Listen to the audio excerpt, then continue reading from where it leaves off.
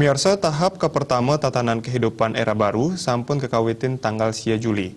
Ringgalah punika, pemerintah Provinsi Bali taler nincapang malih penanganan COVID-19, silih tunggilnya nih untuk nincapang pemargin tes rapid miwah tes swab. Itulah yang penting sebenarnya kan. Kepala Dinas Kesehatan Provinsi Bali Dr. Ketut Suarjaya Mausang silih tunggil indikator suksesnya nih pemargi tahapan tatanan kehidupan era baru sane kacih nayang antuk sayan akeh nyane kepanggih kasus negatif COVID-19. Janten melarapan rajak ngelaksana yang tes antuk hasil sane negatif. Sane ngawinang Bali nenten leleh sajroning ngerawat pasien positif COVID-19. Yening pemargin inucap sida kepanggih janten pemerintah miwah krama Bali sida becik antuk nyaga produktivitas miwah aman saking COVID-19. Kawawahin adir kasus positif paling kirang sida tracing kalih dasa diri. Ring kuentenan inucap akeh nyane nenten dados langkungan saking dasa persen sane positif.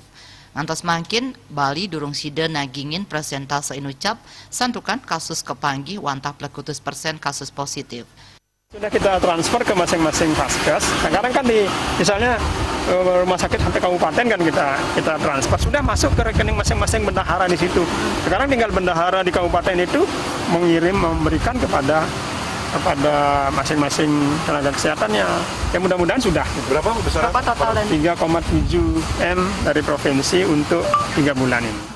Kaptiang krama sida nincapang disiplin sajroning ngemargiang protokol kesehatan serahinan ipun mangden nenten kepanggih malih klaster penularan baru.